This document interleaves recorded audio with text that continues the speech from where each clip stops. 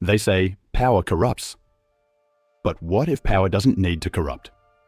What if it just needs to exist in the right hands? In Sydney, under the flickering neon lights of King's Cross, there was once a man who didn't rule through violence. He ruled through presence. He didn't need a gun. He didn't even need to raise his voice. He just had to walk into the room. And suddenly, everyone else went quiet. His name was John Ibrahim. And for more than 3 decades, he was known as the King of the Cross. To the outside world, John was a businessman, a nightclub owner, an entrepreneur, a man who came from nothing and built everything. But in the undercurrent of Sydney's nightlife, he was something else entirely. The invisible hand that controlled who rose and who fell. He wasn't a politician, he wasn't a cop, and he never spent a single day behind bars for any major crime. But still, he was one of the most feared and most admired men in Australia's underworld. How does someone like that exist? Between the law, above the law, and yet somehow untouched by it. To understand John Ibrahim, you have to understand the city that made him. Sydney in the late 1980s was a contradiction. Sunlight on the harbour by day, and shadows that came alive at night. King's Cross was the heartbeat of that shadow, a place where money flowed as fast as liquor, where deals were made in whispers, and where the line between entertainment and crime blurred under the rhythm of the music. If you wanted to survive in that world, you needed 2 things, respect and control. And John Ibrahim had both. He wasn't the biggest, he wasn't the loudest, but he was the smartest. In a city filled with men who used fear, John used influence. Where others fought for power, he quietly became power itself. And that's what made him dangerous. Not because of what he did, but because of what no one could prove he did. Reporters called him the Teflon Man. Cops called him untouchable. And those who worked in the Cross, bartenders, bouncers, promoters, they just called him the boss. He never said much. He didn't have to. Because in King's Cross, there were 2 kinds of silence. The kind you chose and the kind you were forced into. But who was John Ibrahim, really? Was he the ruthless operator the media painted? The man who ran Sydney's nightlife from the shadows? Or was he the survivor? The immigrant kid who turned scars into power and made his own rules in a world that had none? Even now, decades later, people still can't agree. Ask a cop, you'll hear one story. Ask a club owner, you'll hear another. Ask John himself, and he'll tell you he's just a businessman who happened to be very good at what he did. Maybe that's why his story refuses to fade. Because John Ibrahim represents something bigger. A truth most people don't want to admit. That in every society, there are people who live between the lines. Not villains, not heroes, just survivors. People who understand how the game is played, and how to play it better than anyone else. In this episode of True Crime Aussie, we're not here to glorify a man, or condemn him. We're here to understand him, to explore the myth, the legend, and the reality of the man they call the King of the Cross.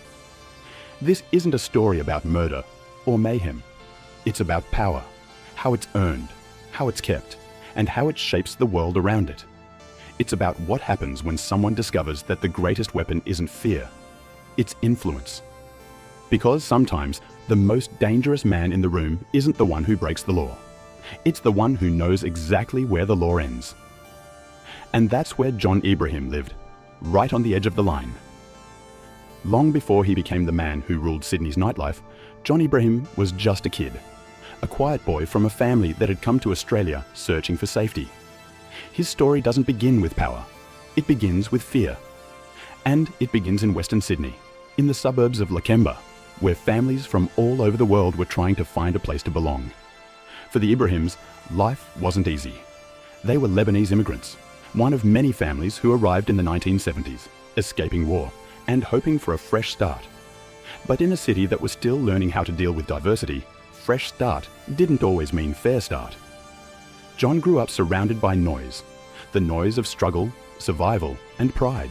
He was one of 6 children, raised in a small house filled with arguments, laughter, and hope. His father worked hard, his mother held the family together, and John, he watched, quietly. He learned that strength wasn't always about being the loudest. Sometimes it was about knowing when to speak, and when to stay silent. By the time he reached his teenage years, Sydney had changed, and so had John. He was sharp, restless, and aware of the way the world looked at him.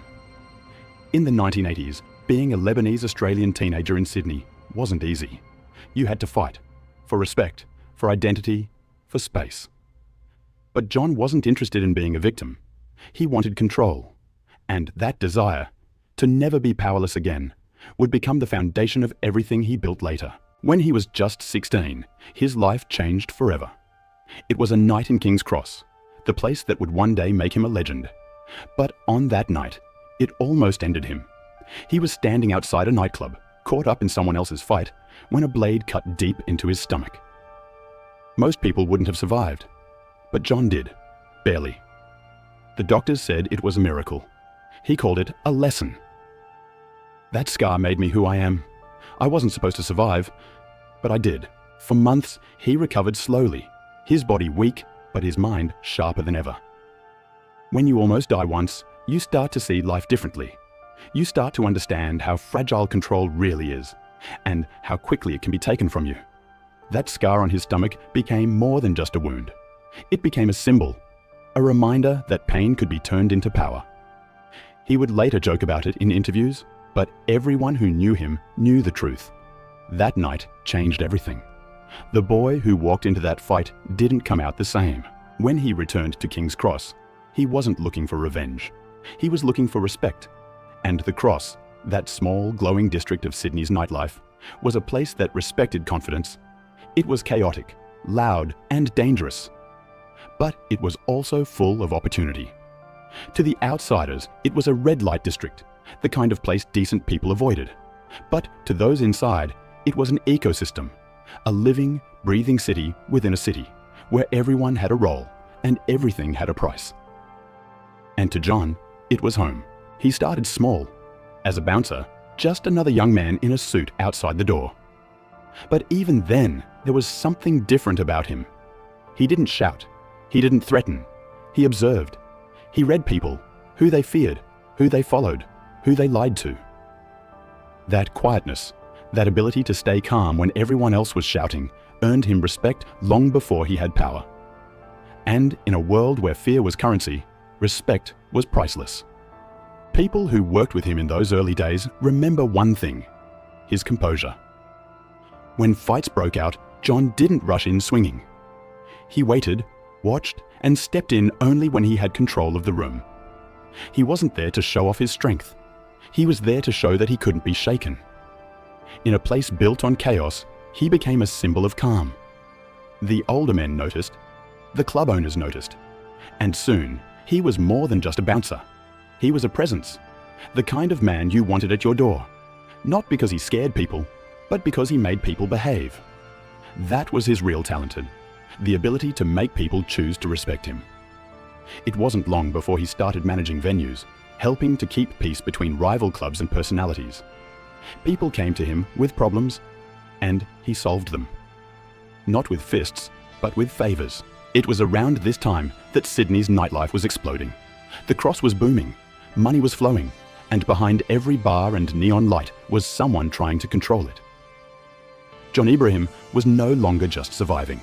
He was learning how power worked, and how to use it quietly. He realized something that would define the rest of his life: that real power doesn't come from fear. It comes from influence, from knowing the right people, and knowing how to make them feel like they owe you something. By the late 1980s, John Ibrahim wasn't just another kid from Lakemba.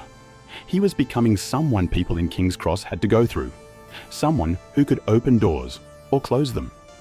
The boy who almost died on the street was now standing at the entrance of Sydney's most exclusive clubs, watching, waiting, and building. What no one realized at the time was that this quiet young man was laying the foundations for an empire. Not an empire built on violence or fear, but one built on understanding people, their desires, their weaknesses, and their silence. He was still young, still learning, but already the city was starting to whisper his name. John, the kid who never flinched, the one who always knows what's going on. The legend of John Ibrahim didn't begin with a crime. It began with survival. and survival in King's Cross was the first step to power. But survival was just the beginning. Because soon, John Ibrahim wouldn't just stand at the door. He'd own the whole street behind it. By the time the 1990s rolled around, King's Cross was more than just a strip of bars and neon lights. It was a kingdom, a world within a world. And like any kingdom, it needed order. Not the kind written in laws or enforced by police, but the kind that came from respect and fear of losing it. John Ibrahim understood that better than anyone. He had spent years at the door, watching every face that came and went, learning who mattered and who didn't, who to let in and who to turn away. The Cross wasn't just nightlife. It was power in motion, and John had learned to read it like a language.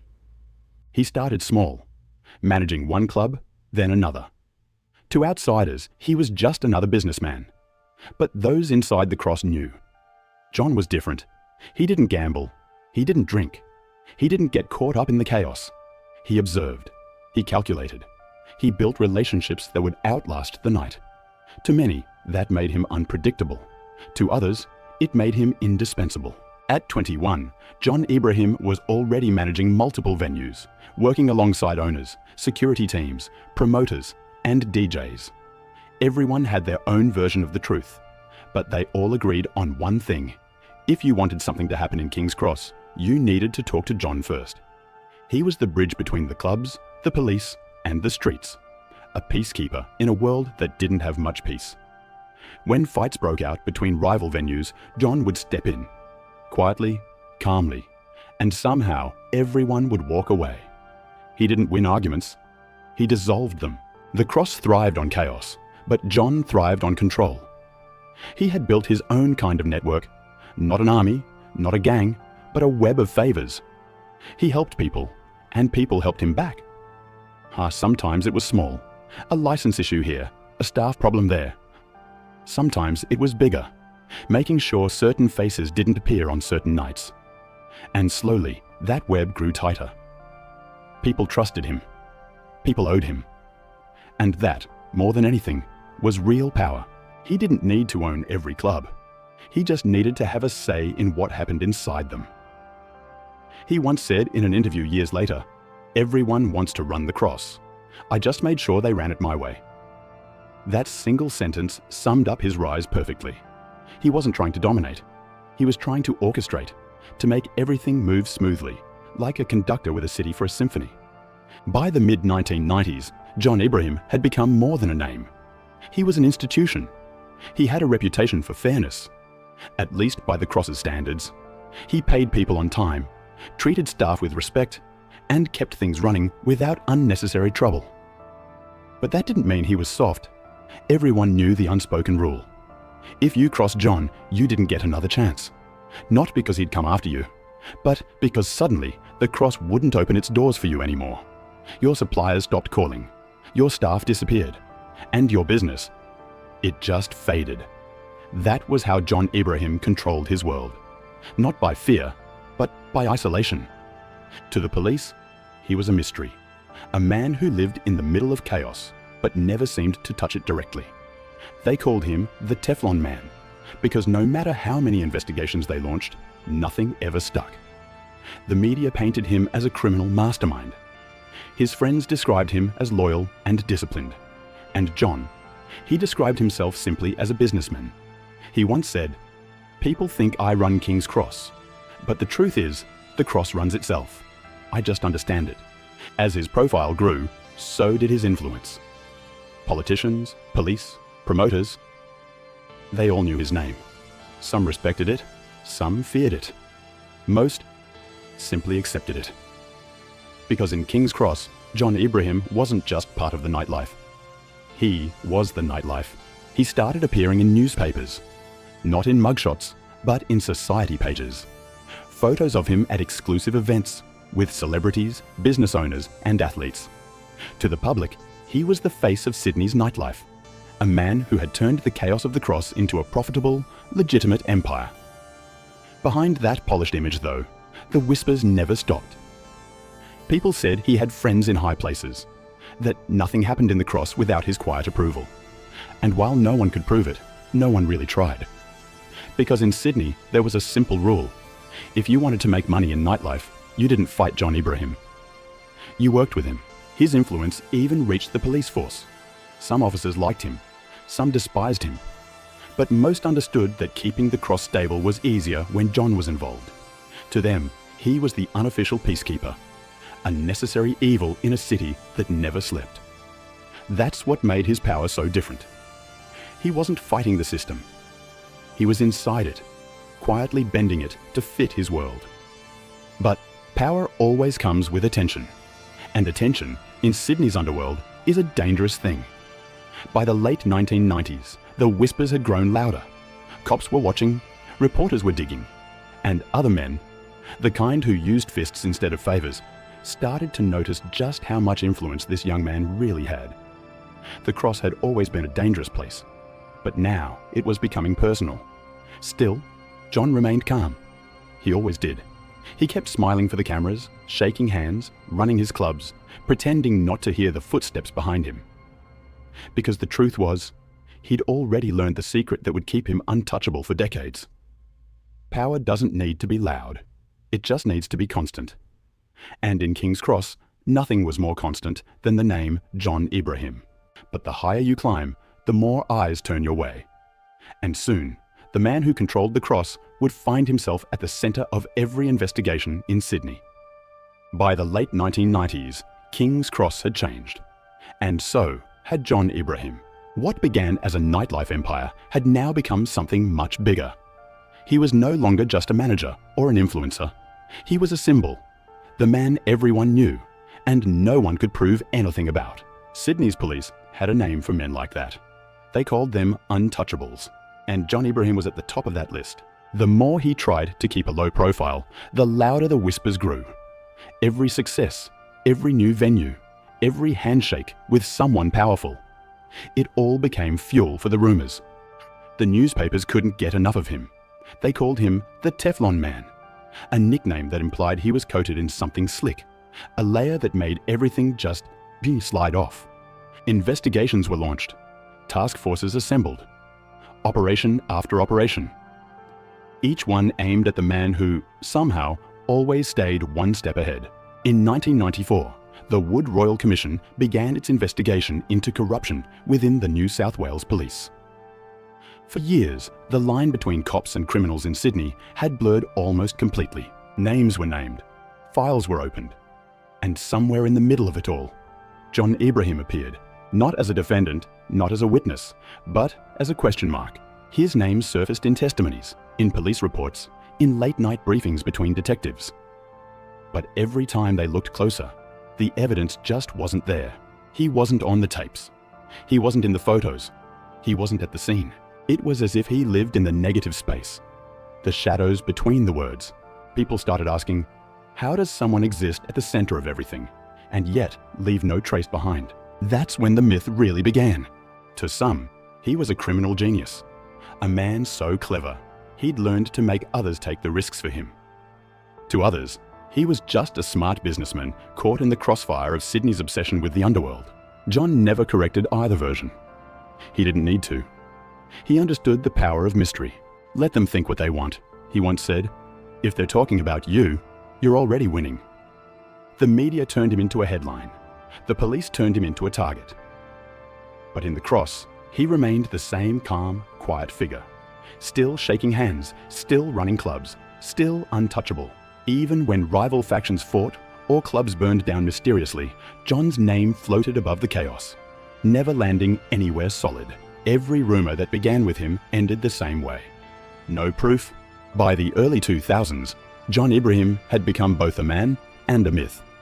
His face appeared on magazine covers, his name whispered in boardrooms and barrooms alike. But behind that fame was a relentless pressure. He couldn't go anywhere without being watched. Phones were tapped, associates followed. Even his family, his brothers, his friends, became subjects of investigation. It didn't matter. John moved as if nothing was happening. He smiled for photographers, shook hands at charity events, and showed up at his clubs like a man completely unbothered by the world around him. Police frustration grew. Every time they built a case, it fell apart. Witnesses disappeared. Leads went nowhere. paper trails evaporated. One officer, years later, said, "You could spend a lifetime chasing John Ibrahim and never get within a mile of him." His ability to survive scrutiny wasn't luck. It was discipline. John never used a phone for sensitive business. He paid attention to who he spoke to. He stayed out of direct confrontation. He didn't flaunt his wealth the way others did. He learned early that the louder you shout, the easier it is for someone to trace your echo. So he whispered, and the city listened. But being untouchable also came at a cost. Every empire, even one built on silence, needs loyalty. And loyalty, in the Cross, was fragile. By the mid-2000s, the men who had once dominated the scene were either in prison, dead, or had simply disappeared. John was still there, still standing, still uncharged. But around him, the world was starting to crumble. The old ways of doing business were fading. New laws, new oversight, new kinds of police operations were closing in. And still, John adapted. Then came the next wave. Operation Eaglehawk, Operation Vader, Strikeforce Dinnikin. Names that sounded like military campaigns, each one aimed at exposing what the police believed to be a vast criminal network centered around Sydney's nightlife. And again, John Ibrahim's name appeared. Always mentioned, never proven. The police raided dozens of properties. They seized cars, money, accounts. Family members and associates were questioned, some even charged. But John himself, untouched. The system kept circling him, but it could never land. To the public, it became a running joke. To the media, a fascination. To the police, a humiliation. And to John Ibrahim, it was just another day at work. He'd become so accustomed to being accused that he stopped reacting altogether. When a reporter once asked how it felt to be called a crime lord, he smiled and said, "I've been called worse." Yet, beneath that calm exterior, there was something else. A quiet exhaustion. You can live above suspicion, but you can't live outside of it. Every success came with a new headline. Every friendship came with a question. It's hard to be human when the world only sees your shadow. And John Ibrahim, for all his power, was still just a man trying to control the one thing he feared most: chaos. But control has a limit. And when you live in the middle of the storm, sooner or later, the storm finds you. As the years went on, the line between John's business life and his public persona blurred even further. The police couldn't catch him, but the cameras did. And slowly, the man who had once controlled the Cross began to realize something dangerous. When you can't be touched by the law, the next thing that tries to reach you is fame. He'd survived the streets, outsmarted the system, and walked away from every investigation untouched. But in the end, it wasn't the police who came for John Ibrahim. It was the spotlight. By the turn of the millennium, Sydney had become a city that never slept, and King's Cross was its beating heart. For most, it was just nightlife. For John Ibrahim, it was the empire he had built one handshake at a time. What began as a few clubs and quiet favors had grown into a network that stretched across Sydney's entertainment scene. Bars, nightclubs, restaurants, each one connected, directly or indirectly, to the man people now called the King of the Cross. At night, the streets shimmered with neon and sound. Taxi lights reflected off puddles from the last rain. The bass from clubs rolled through the alleyways like thunder. It was loud, chaotic, alive. And yet, beneath it all, there was a strange kind of order. Nothing happened by accident. Security, staff, suppliers, even rival owners, everyone played their part. And though no one said it aloud, they all knew whose rules kept the peace. John didn't need to walk the streets anymore. His name did that for him. To the people who worked there, he wasn't just a boss. He was a presence. A man who could walk into any club and silence the room without saying a word. He treated his staff well, made sure everyone got paid, and that the Cross, for all its madness, never slipped completely into chaos. That was his code. Keep the money flowing, keep the peace, and keep your mouth shut. Journalists tried to expose him. Police tried to trap him. But the nightlife, the dancers, the doormen, the DJs, they all had their own reasons for staying loyal. He didn't demand it, he earned it. In a world built on ego, John offered something rarer: stability. He knew that power wasn't about being feared. It was about being needed. And in King's Cross, everyone needed him. To the public, he was almost cinematic. A mysterious figure in a tailored suit, arriving in expensive cars, flanked by silence. To his friends, he was the same quiet kid from Lakemba who never forgot where he came from. He helped people out, paid for funerals, covered medical bills, kept struggling locals employed. Those gestures earned him something money couldn't buy. Respect in the streets. It's what made the myth stronger. Was he a criminal? Or was he just a man who knew how to survive in a broken system? Even now, no one agrees. King's Cross itself was a paradox, a place where dreams and nightmares were only a few meters apart. In one building, champagne spilled over marble bars.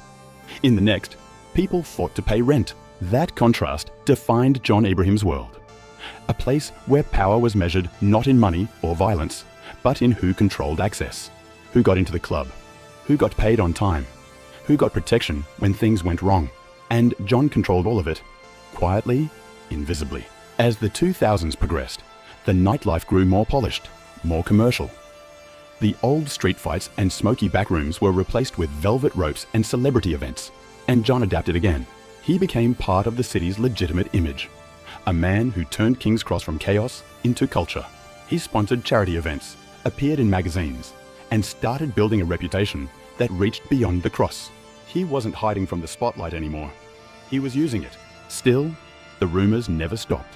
Every time a scandal broke in Sydney's nightlife, John's name appeared somewhere in the background.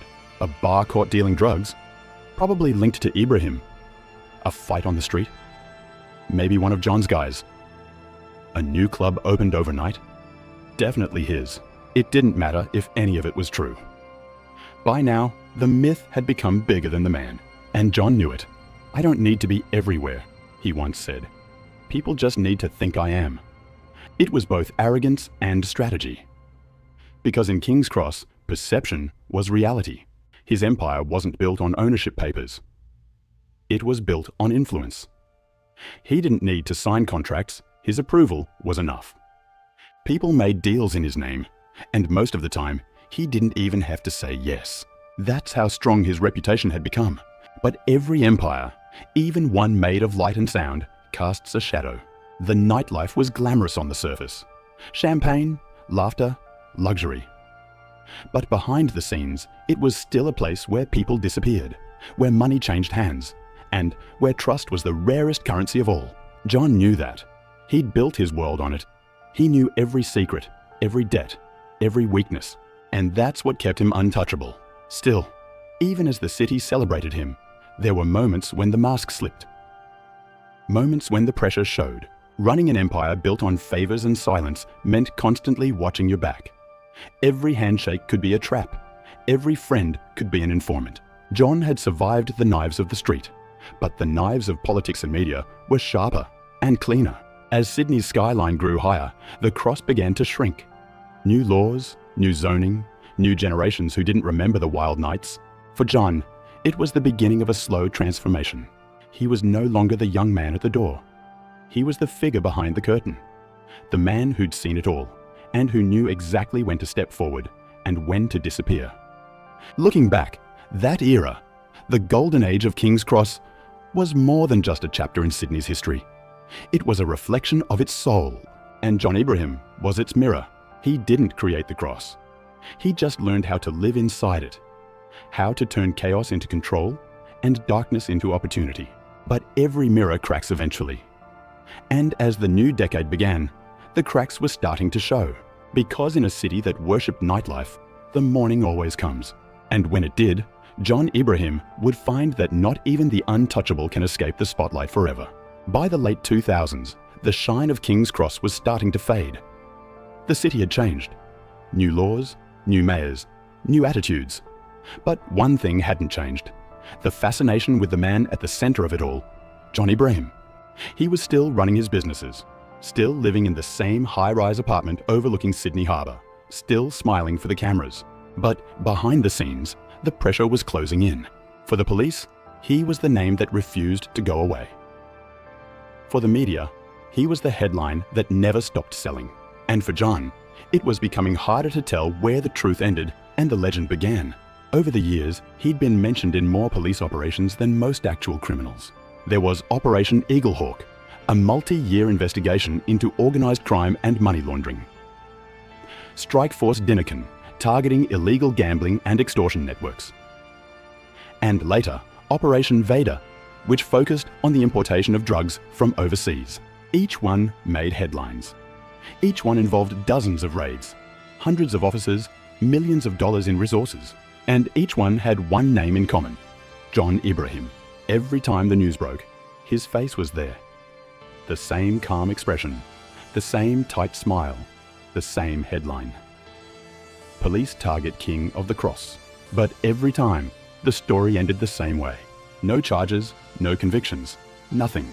The police built cases that looked solid on paper. But once they hit the courtroom, they dissolved. Witnesses changed their stories. Evidence went missing. Paper trails led to dead ends. And every time they failed to prove anything, the myth of John Ibrahim grew stronger. Some said he had people on the inside. Others said he was just too smart to get caught. John himself said nothing at all. He didn't deny the rumors. He didn't feed them either. He just smiled and kept walking. The less you say, the less they can twist. That was his rule. And it worked. Even as the police raided homes and offices, even as his brothers and friends were dragged into court, John remained untouchable. In 2017, Operation Vader reached its climax. A sweeping international investigation linking dozens of people to an alleged drug importation network. The media went into overdrive. Reporters called it the fall of the Ibrahim Empire. Photos of raids flashed across TV screens. Bags of cash, handcuffs, police vans. And yet, when the dust settled, John Ibrahim wasn't charged. He wasn't even arrested. His brothers were. His associates were. But John, he walked free. To the public, it looked almost supernatural. How could one man be named in so many investigations and still walk away clean every single time? To John, the answer was simple. He never crossed the line. Or at least, not in a way anyone could prove. He'd built his world so carefully, so deliberately, that by the time others tried to take him down, there was nothing to grab onto, like smoke. He was there, you could see him, but you couldn't hold him. Still, the constant attention took a toll. He once admitted in an interview, when you're always being watched, you stop living normally, you start performing. That line revealed more than he probably meant to. Because by then, John Ibrahim wasn't just a man anymore. He was a character, a role that everyone else had written for him. To the media, he was the underworld boss. To the police, the eternal suspect. To his fans, the anti-hero. And somewhere inside all of that noise, the real man was getting lost. Despite the raids, the pressure, and the constant scrutiny, John still held his composure. He was seen jogging in Bondi, dining at restaurants in Darlinghurst, smiling for photographers outside the courthouse. Not because he had to be there, but because someone else did. He seemed unbreakable, unbothered, untouchable. But privately, those close to him said otherwise. The toll of years of suspicion had made him cautious, paranoid even. He stopped trusting easily, stopped letting new people in. His world had become smaller, quieter. The empire still existed, but it no longer needed to be run. It ran itself. And John, for the first time in his life, was learning how to step back. To outsiders, it looked like a man finally slowing down. To insiders, it looked like strategy. Because in Sydney's underworld, fading away isn't weakness, it's survival. And no one knew survival better than John Ibrahim. Even as the years went by, and new faces tried to claim the title of King of the Cross, none of them lasted. They either got caught, or they burned out. John stayed, quiet, calm, present. The cross changed, but the story never did. Every decade, a new task force, a new rumor, a new scandal. And through it all, the same headline. Police believe John Ibrahim is linked to organized crime. And through it all, the same result. No charges laid. Maybe that was his greatest victory. Not the clubs, not the cars, not the money, but the fact that he survived in a system designed to destroy men like him. He once said, "If you live in the spotlight long enough, you stop being afraid of it." And that might be the truest thing he ever said. For the police, it was frustration. For the media, a mystery. For John, just another night in King's Cross. The empire stood, the man endured, and the legend. It only grew stronger. He'd outlasted every rival, survived every investigation, and turned suspicion into fame. But what happens when a man becomes bigger than the truth itself? By the time the 2010s arrived, John Ibrahim was no longer just a name whispered in Sydney's shadows. He was a brand, a symbol of the city's underworld, and, strangely, one of its most recognizable faces. He had done what few men in his world ever could. He had survived long enough to become famous. The media's fascination with him had changed tone. In the early days, they hunted him. Now, they followed him. Every photograph, every public appearance was treated like a clue. Another chance to decode the mystery of the man who never got caught. When he stepped out of his penthouse in Dover Heights, reporters waited. When he showed up at a restaurant in Double Bay, paparazzi cameras clicked. He had become, in every sense, a celebrity, and John knew it. He played the part well. Tailored suits, quiet smile, always polite, never defensive. He never gave them anger. He gave them composure. But the real shift came when John decided to tell his own story. In 2017, he released his autobiography, The Last King of the Cross. It wasn't written to confess, and it wasn't written to deny. It was written to define. The book was part memoir, part myth. He spoke about his childhood, his scars, his rise in King's Cross. But when it came to the darker questions, the rumors, the crimes, the connections, he simply wrote, "Everyone has their version. This is mine." It was a masterstroke. He didn't argue with the narrative. He claimed it. The book became a bestseller. Critics debated whether it was truth or performance. But readers didn't care. They wanted the story. They wanted him. Soon, television came calling. The Australian TV series Underbelly, The Golden Mile, had already turned his life into legend years earlier, casting him as a charismatic young man rising through the chaos of King's Cross.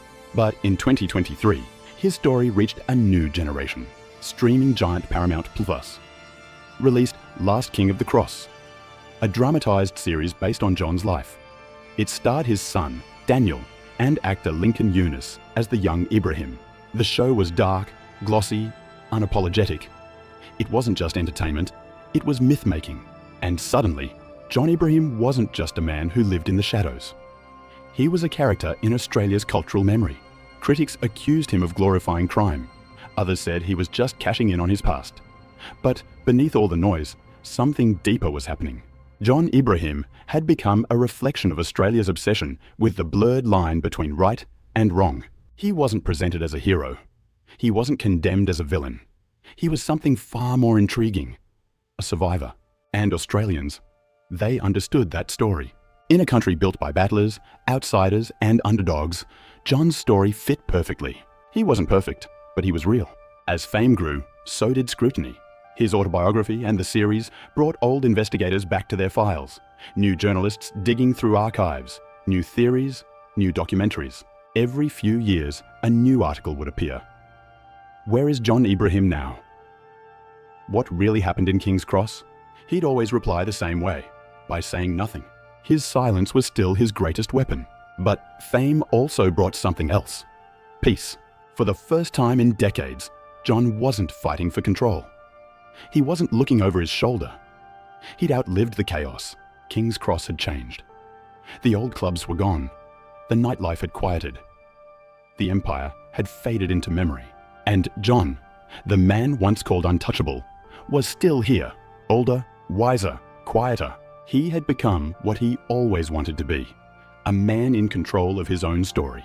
Those who know him today describe a man who lives privately, a father, a businessman, someone who has learned to let go of the cross, but never what it taught him. He rarely gives interviews. He doesn't chase attention anymore.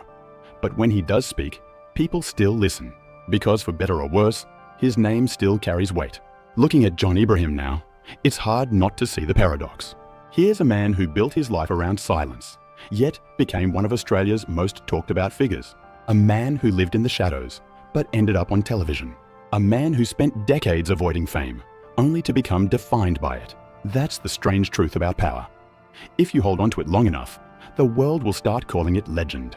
Even today, walk through King's Cross at night, and the city remembers. The lights may have dimmed, the music quieter, the clubs fewer. But ask anyone who was there, the bartenders, the DJs, the doormen, and they'll tell you the same thing. Back then, nothing happened without John knowing. It's said with a mix of respect, fear, and nostalgia. Because even if the cross has changed, its story still carries his name. Perhaps that's the real legacy. Not the wealth, not the clubs, not even the fame, but the fact that decades later, people still can't stop talking about him. A man who managed to live on both sides of the line and never get caught in between. He once said in his book, "People think I wanted to rule King's Cross. I didn't. I just didn't want anyone else to rule me." That one sentence captures it all. His pride, his independence, and the stubborn belief that freedom, even in the underworld, was worth more than anything. John Ibrahim's story isn't just about survival. It's about transformation. How a boy from the streets became the last king of a world that no longer exists. And maybe that's why his story still fascinates us. Because deep down, it's not really about crime. It's about what happens when a man refuses to be defined by anyone but himself. He turned fear into fame, power into legend, and legend into legacy. But behind the myth, one question still remains. What does a man like John Ibrahim leave behind when the lights finally go out? They say every empire ends. Some with a bang, some with silence. For John Ibrahim, it ended with neither. No arrests, no exile. No dramatic fall from grace. Just quiet. The music faded, the lights dimmed, and the cross, the kingdom he once ruled, became a memory of another Sydney. Today, the streets of King's Cross look different. The crowds are smaller. The chaos is gone. But if you walk past the old clubs, the ones that used to pulse with life until dawn, you can almost still hear it. The echo of that world John Ibrahim helped define. For some, that echo sounds like danger. For others, nostalgia. But for John, it was never about the noise. It was about the control within it. He built a life inside a paradox. A man who lived within the law, but forever under suspicion of breaking it. He wasn't a hero. He wasn't a villain. He was the man in between. That space, between guilt and innocence, between fame and infamy, was where John Ibrahim truly lived. And that's what makes his story so deeply Australian. Because in this country, we've always had a soft spot for the outsider. The one who bends the rules but never quite breaks them. The one who stands up to power and somehow walks away. John became that archetype, the outlaw reimagined for the modern city. But unlike the bushrangers or gangsters of old, he didn't use guns or violence. He used influence, and influence in many ways is more powerful than fear.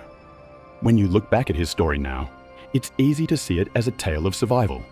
But it's also a mirror, a reflection of how we, as a society, choose the people we glorify. We call them rebels, icons, mysteries. We put them on magazine covers. We watch shows about them. We buy their books. And somewhere along the way, we blur the line between fascination and forgiveness. Maybe that's what makes John Ibrahim's story so compelling and so uncomfortable. It forces us to ask questions we don't always want to answer. What do we admire more? The power itself or the courage to take it? Do we respect the man who breaks the rules or the one who learns how to use them? And when a system is flawed, when corruption seeps through the cracks, can we really blame the people who learn how to live inside it? Those aren't easy questions, but maybe they're the ones worth asking. John once said, "I've never been convicted of a crime. I'm not a saint, but I'm not the devil either." And that's the truth, not just about him, but about the world he came from. A world where morality isn't black and white, where justice isn't always about what's right, but about who's in control. That's what makes his legacy complicated and fascinating. Because John Ibrahim didn't just survive his world, he outlived it, he outlasted it, and in doing so, he became something few men ever do, a living legend of a city that tried to erase him, but couldn't. When the lights of King's Cross finally dimmed, John didn't vanish. He adapted. He moved quietly into the background, leaving behind a name that meant 1,000 things to 1,000 people.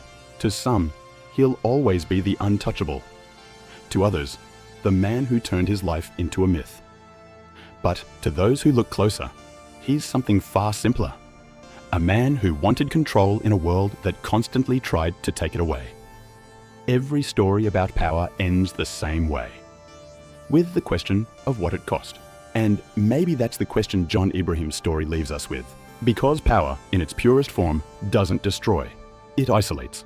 The higher you climb, the fewer people you can trust. The more control you have, the less freedom you feel. In the end, John Ibrahim built an empire without walls. A kingdom made of favors, loyalty, and silence. And when the walls fell, he was still standing, because there was nothing left to tear down. Maybe that's why his story still lingers. Because deep down, it isn't about King's Cross at all. It's about us. It's about the choices we make to survive, to belong, to control the chaos around us, even when it means walking close to the edge. John Ibrahim walked that edge his entire life, and somehow he never fell. In the end, maybe power isn't about control. Maybe it's about perception, about convincing the world that you're the one who decides what's real. And if that's true, then John Ibrahim didn't just rule King's Cross. He ruled the story of King's Cross. If this story made you think, if it made you question how power works in the real world, then don't forget to subscribe to True Crime Aussie. Because here, we don't just tell stories about crime. We explore the people, the choices, and the truth that lives between the headlines. This is True Crime Aussie, where every story reveals a little more about the world we live in and the shadows we all walk beside.